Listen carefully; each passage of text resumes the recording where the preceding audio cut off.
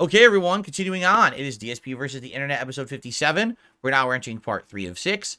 Hope you've enjoyed the show so far. Man, we had high philosophy and all kinds of stuff going on. And let's just continue on, shall we? Let's see what's next from the Ultra members. I believe this is a game trailer for the new Fatal Fury game. For the record, I just saw this like yesterday, and then someone nominated it. I'm like, well, I guess I'll watch it again. So there's actually a new Fatal Fury fighting game coming out next year. This is the first one in ages. Like, there hasn't been an official Fatal Fury game in like 20 years, something like that. Like, crazy long time. I think Garu, Mark of the Wolves, was the last one. Although a lot of the Fatal Fury characters are present in the King of Fighters series, this will be the first time they're having their own fighting game in a long time.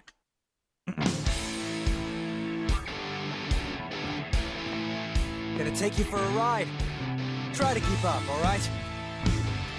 Rock Howard is the son of Geese Howard, who used to be the series antagonist, but he's become a good guy. He was actually trained by Terry Bogard to be a fighter, almost like a surrogate dad situation. And of course, here's Terry Bogard, who's always been the protagonist of Fatal Fury.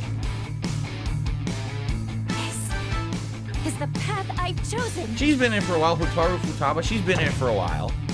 And then here's T-Zoc, the pro wrestler. This is a new character. I believe she's the daughter of Joe Higashi, or related to him, who used to be a series protagonist, but not anymore, I don't think. Look at that, he teleported behind and he grabbed it in a combo.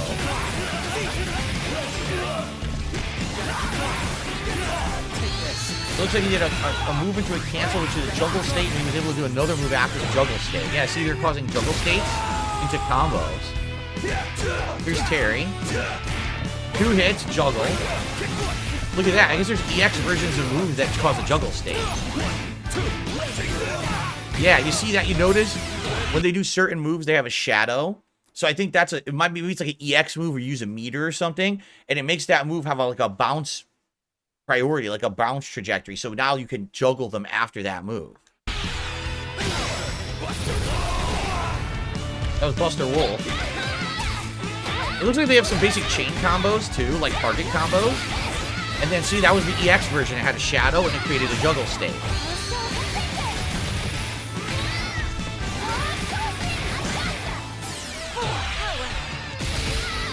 Super. There's T-Zoc, he's the grappler. He's the grappler of the game. Lots of throws.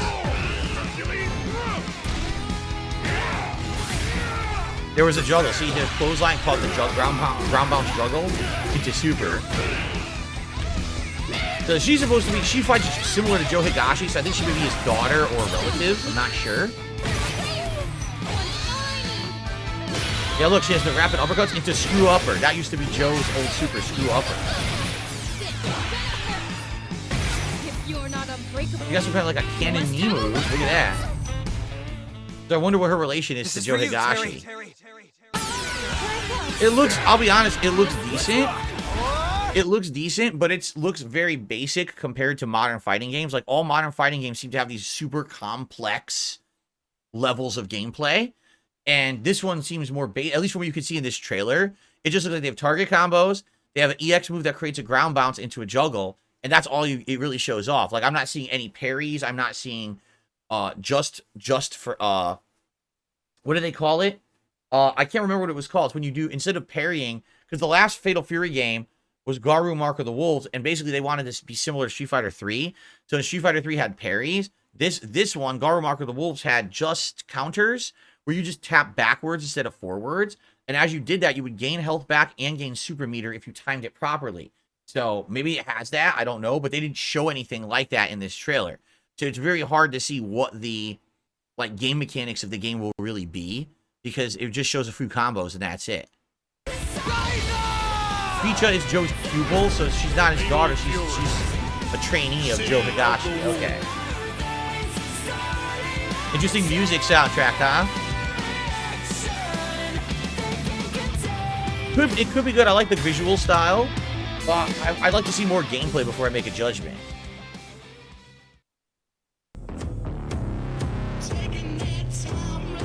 What is this? Modern physics engines suck. Okay. This is a 2005 physics engine.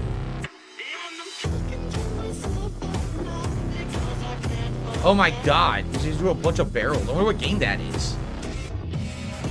Oh my god.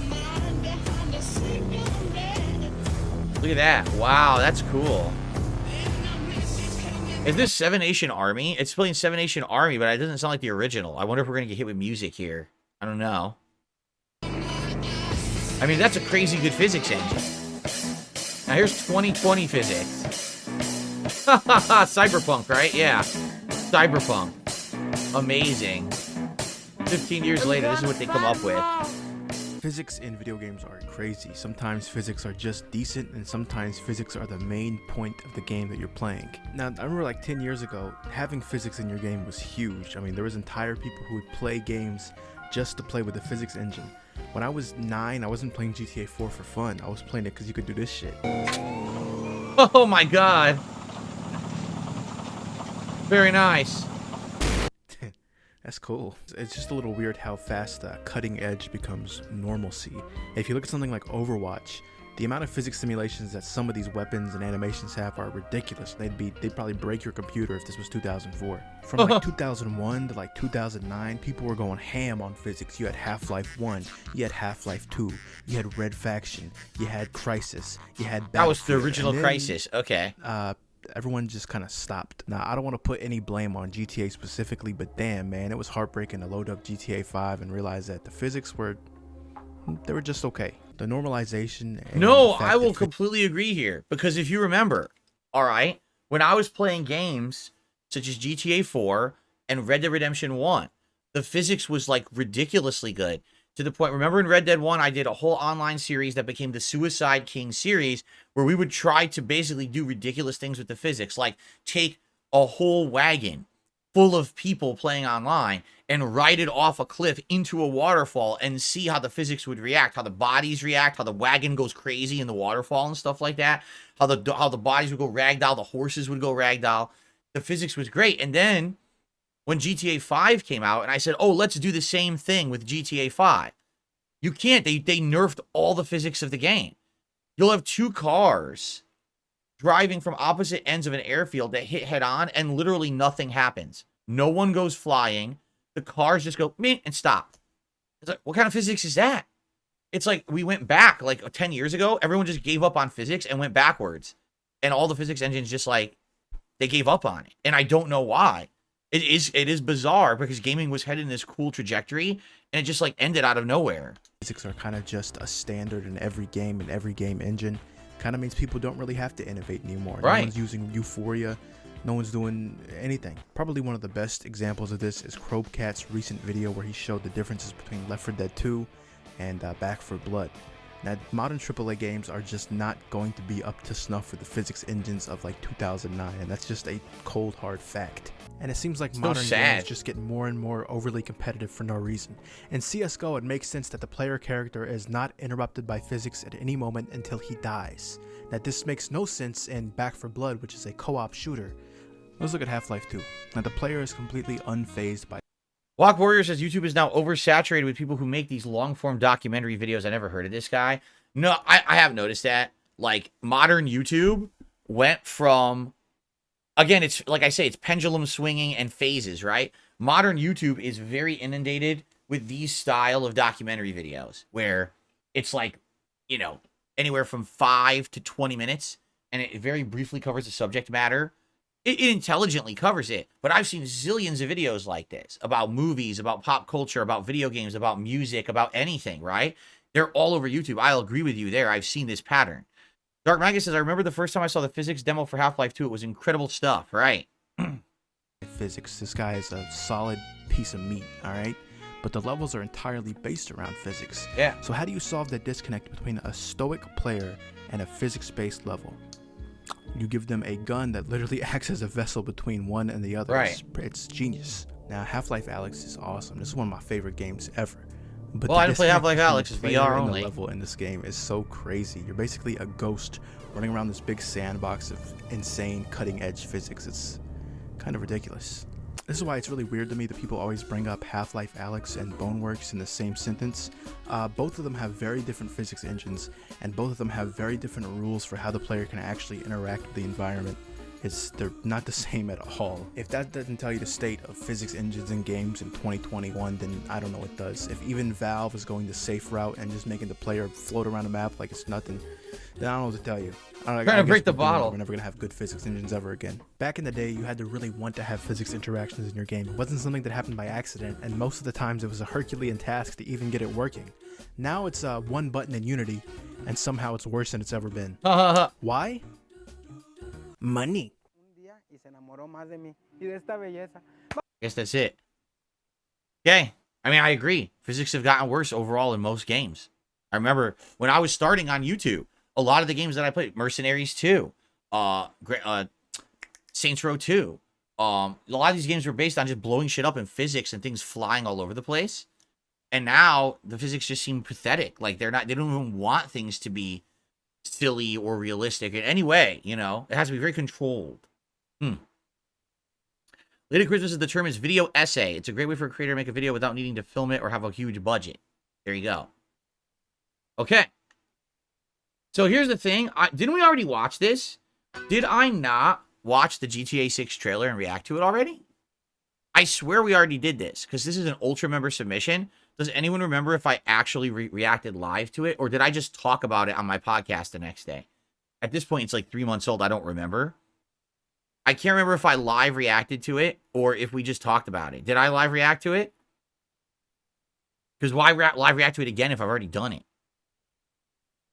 I just talked about it. We could do a live react. It's very short.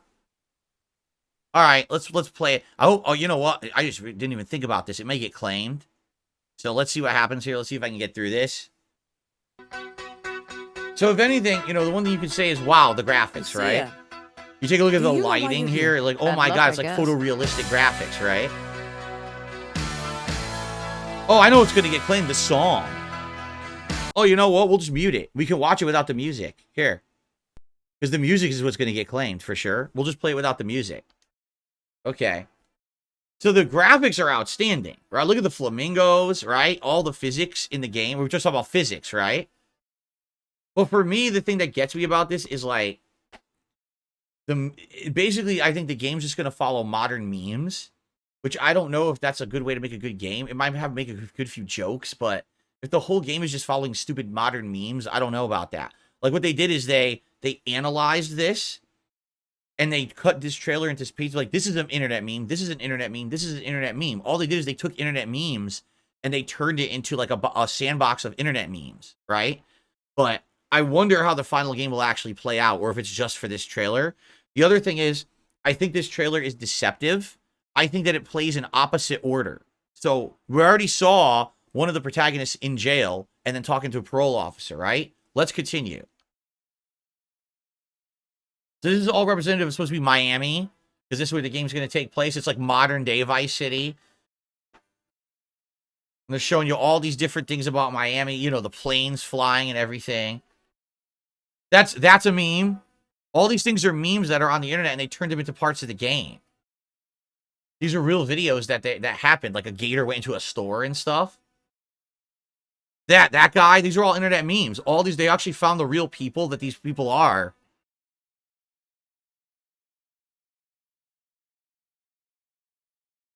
That guy right there, that guy's already an internet meme. He's from Miami, and he tried to tell Rockstar to put him in the game and stuff. He was threatening them because he's an asshole, and they're like, no, fuck you. We're not doing that. So you heard what she said? She says, the only way we're going to get through this... You didn't hear it. I forgot. I muted it. She says, the only way we're going to get through this is to work together and be a team. And it shows them, like, robbing a store. Okay? Trust. Trust. You see? So then they go rob the store together. Right? And that's the end of the trailer. So I'm going to tell you right now, that trailer, in my opinion, this is my pure speculation, is the opposite order of what you just saw. What actually happens in the game is the game starts off that they're like a kind of a Bonnie and Clyde team pulling robberies. And probably you do one or two together, and then there's a big job, and he screws you over. Either he, at the expense of him getting away, you get caught, because you're her, you're the protagonist, right? So I think she's the real protagonist of the game, not him. He's a supporting character, and he screws you over early on in the game. You go to jail. You deal with the jail time. Now you got to work with the parole officer, and you're trying to get your life back together, and that's the game. That's what I think happens. Now, this is all speculation, all right? But that's the way that I feel like the game goes. Not, oh, she's in jail, she gets out, now she's doing the Bonnie and Clyde thing with that guy. I think that was the intro to the game, but they put it at the end of the trailer to fool you. That's my take. And I think she'll be the protagonist, and there is no co-protagonists in this one. She's the protagonist only.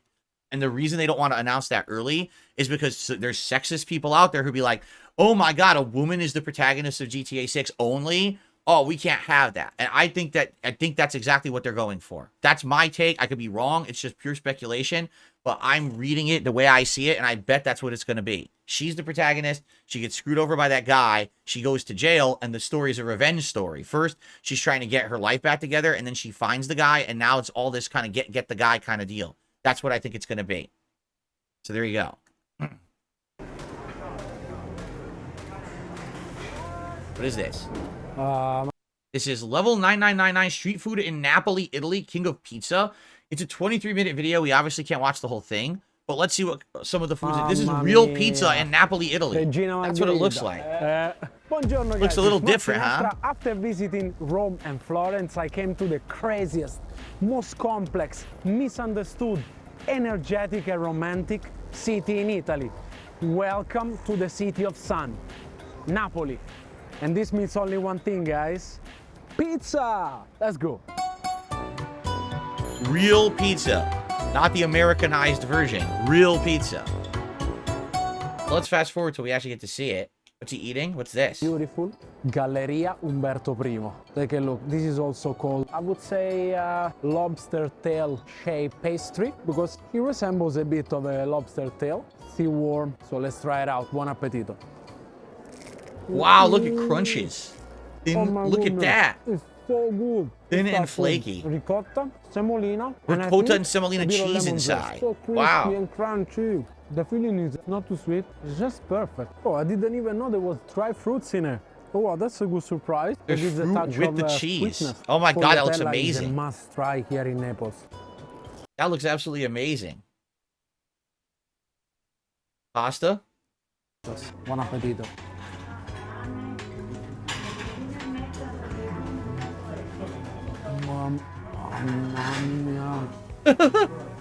Super comforting. The potato completely melts. You got a touch of smokiness from the provola and also a touch of savoriness from the pork belly. We also ordered a couple of mains, pork sausage with friarielli, which is a type of broccoli rape that only grows in this region, in this part of Italy. Wow. Let's get a bit of the sausage. Fresh made in-house sausage. Oh, look at this. Let's get Look at that. Oh my God, it's whole. You have to cut it up. Tomatoes. With a tomato on a, oh my God, look at that. The whole thing together, a little octopus. Oh my God.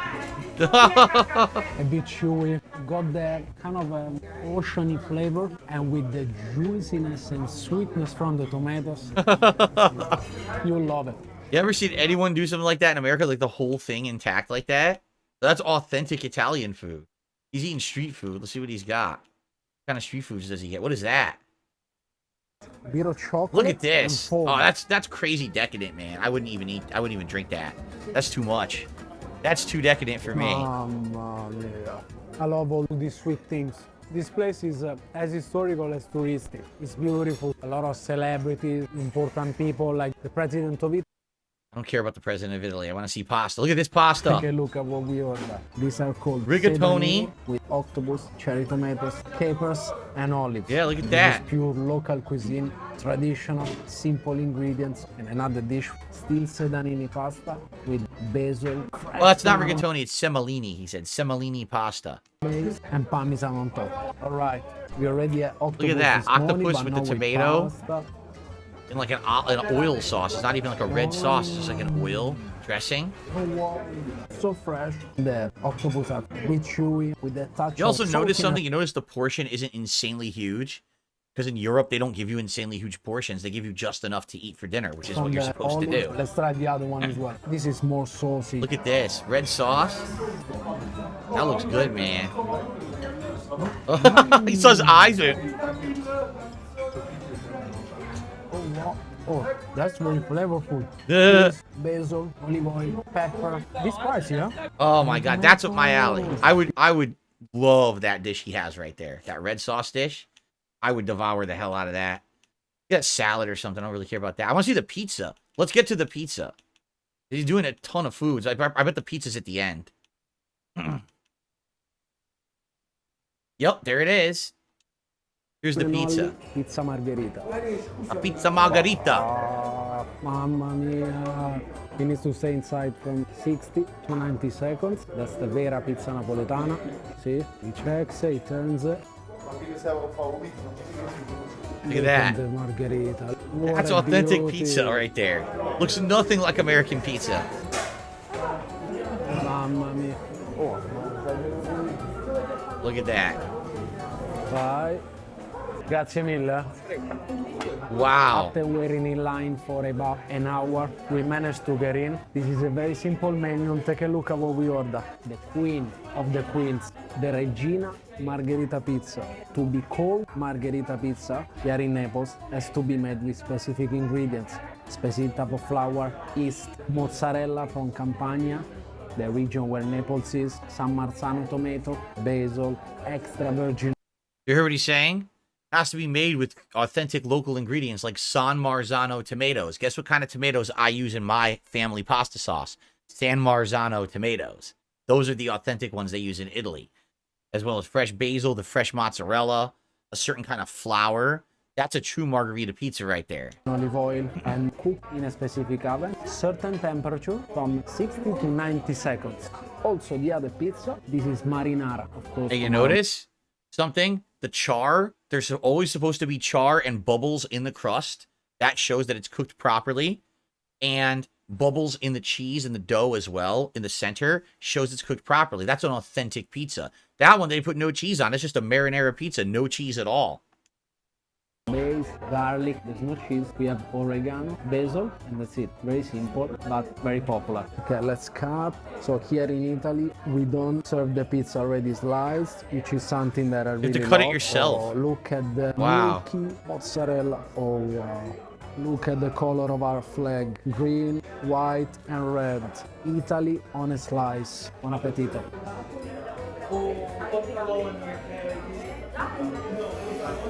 So the one major difference that you're probably noticing right now is that in Italy, it's thin, but it is doughy and chewy, but it's very kind of soft and liquidy.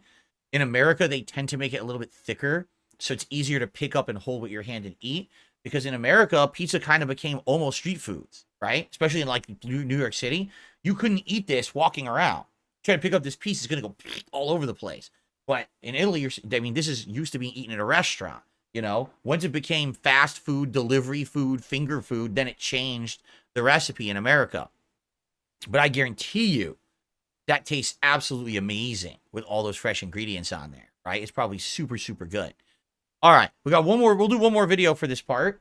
It's the last. This is the last Ultra member submission, and then we'll get to the actual submissions tier in the next video. Is the only person in recorded history to have been both a dwarf and a giant. How did that happen? When he was 18, Adam was barely 4 feet tall. He was built similarly to Mr. Nelson from South Park. The Austro-Hungarian army didn't accept him during World War I due to his size. Then in his early 20s, a pituitary tumor started growing in his brain. Whoa. As a result, he started to get taller and taller. What the By the hell? time he was 33, he was 6 feet 9 inches in length. But this wasn't a typical glow up. Adam was in pain every second of every day. He was much taller, but barely able to stand as his body just could not support this sudden increase in size. So many parts of his body looked deformed due to developing so late. Wow. He had his tumor removed and moved into a retirement home shortly after, and he would spend the next decade there as he just could not live on his own. Adam passed away in that retirement home at the age of 51. His final height was 7 feet 8 inches. Adam Rayner is the, What the hell? only person. What the hell? I can't stop it. Look, I couldn't stop it. What the? it froze and I couldn't stop it. I literally couldn't stop the video from playing. All right. Well, that's a good place to end. Okay. So, wow, what a story. That's insane that it's just about that pituitary gland is what causes growth. And if you have issues with it, like a tumor, then it could go the opposite way. That's wild. Okay. Anyway, guys, thank you. That is the end of the Ultra member submissions. Now we head into our second half of the show for the week, where we're going to go into the standard submission level tier, which means we have a random order and we see what you guys have in store. But so far, you've been a great audience. Thank you to everyone hanging out with me here today live on the stream. I hope you're enjoying the show. And I'll see you in the next part.